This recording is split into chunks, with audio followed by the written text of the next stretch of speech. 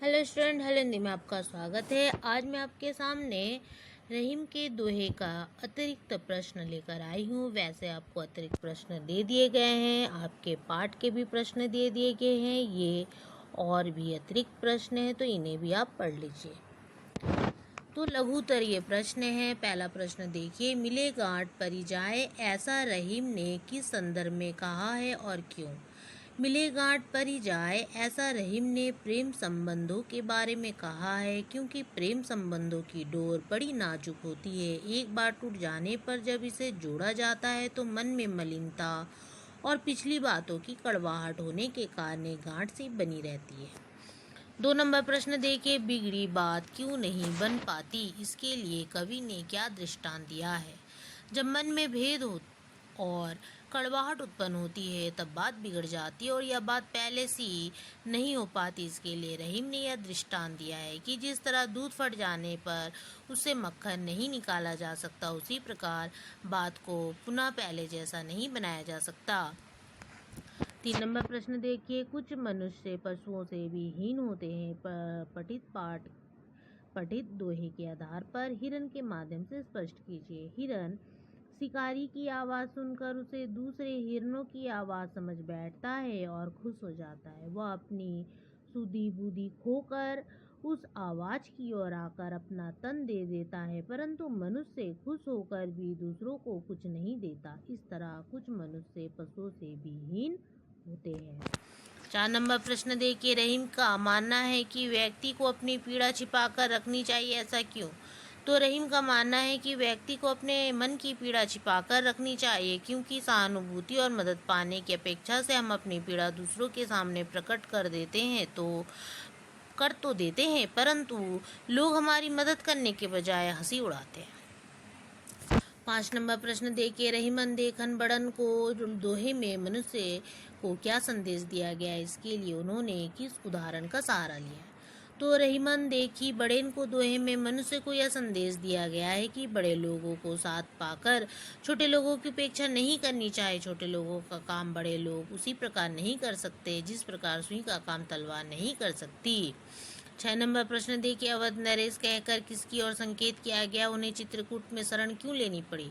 तो अवधेश नरेश कहकर श्री राम की ओर संकेत किया गया, उन्हें चित्रकूट में इसलिए शरण लेनी पड़ी क्योंकि वे अपने पिता के वचनों के पालन के लिए लक्ष्मण और सीता के साथ वनवास जा रहे थे। वनवास को कुछ समय उन्होंने चित्रकूट में बिताया था। 6 नंबर प्रश्न देखिए, रहीम ने मनु को सीखने की सीख किस संदर्भ में दी और क्यों?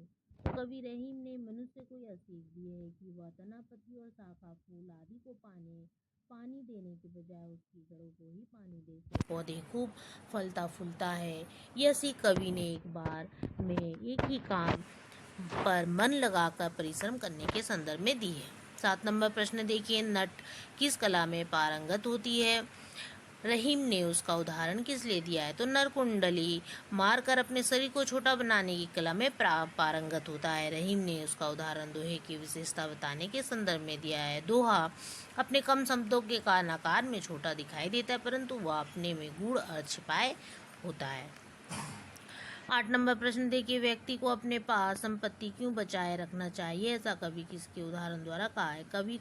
व्यक्ति को अपने पास संपत्ति इसलिए बचाए रखना चाहिए क्योंकि उसकी अपनी संपत्ति विपत्ति में उसके काम आती है। इसके अभाव में अपना कहलाने वाले भी काम नहीं आते। कवि ने इसके लिए जलहीन कमल और सूर्य का उदाहरण।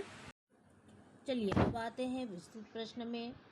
तो आज की परिस्थितियों में रहीम के दोहे कितने प्रासंगिक हैं, किन्हीं 2 उदाहरण के माध्यम से स्पष्ट कीजिए। तो रहीम द्वारा रचित नीति और आदर्श की शिक्षा देने के अलावा मनुष्य को करणीय और अकरणीय बातों का ज्ञान देते हुए कर्तव्य रत होने की प्रेरणा देते हैं। समाज को इन बातों की अपेक्षा इन दोहे के रचना काल में जितनी थी उतनी ही आज भी है। आज भी दूसरों का दुख सुनकर समाज उसे हंसी का पात्र समझता है। इसी प्रकार अपने पास धन न होने पर व्यक्ति की सहायता कोई नहीं करता। ये तथ्य पहले भी सत्य थे और आज भी सत्य है। अतः रहीम के दोहे आज भी पूर्णतः प्रासंगिक है। इस तरह के प्रश्न आपको परीक्षा में पूछे जाते हैं। 2 नंबर प्रश्न देखिए, रहीम ने अपने दोहे में छोटी वस्तुओं का महत्व प्रतिपादित किया, इसे उस उदाहरण स्पष्ट कीजिए। तो कवि रहीम को लीक जीवन का गहरा अनुभव था। वे इसी अनुभव के कारण जीवन के लिए उपयोगी वस्तुओं की सूक्ष्म परख रखते थे। उन्होंने अपने दोहे में मनुष्य को सीख दी है कि वह बड़े लोगों का साथ पाकर छोटे लोगों की अपेक्षा और तिरस्कार ना करे, क्योंकि छोटे लोगों द्वारा जो कार्य किया जा सकता है वह बड़े लोग उसी प्रकार नहीं कर सकते। जैसे सुई की सहायता से मनुष्य जो काम कर सकता है उसे तलवार की सहायता से नहीं कर सकते। सुई और तलवार दोनों का ही अपनी अपनी जगह महत्व है। 3 नंबर प्रश्न देखिए, पठित दोहे के आधार पर बताइए आप तालाब के जल को श्रेष्ठ मानते हैं या सागर के जल को, और क्यों। तो रहीम ने अपने दोहे में सागर में स्थित विशाल मात्रा वाले जल और तालाब में लघु मात्रा में कीचड़ वाले जल का वर्णन किया। इन दोनों में मैं भी तालाब वाले पानी को श्रेष्ठ मानता हूँ। लड़की है तो मानती है, लिखेंगे।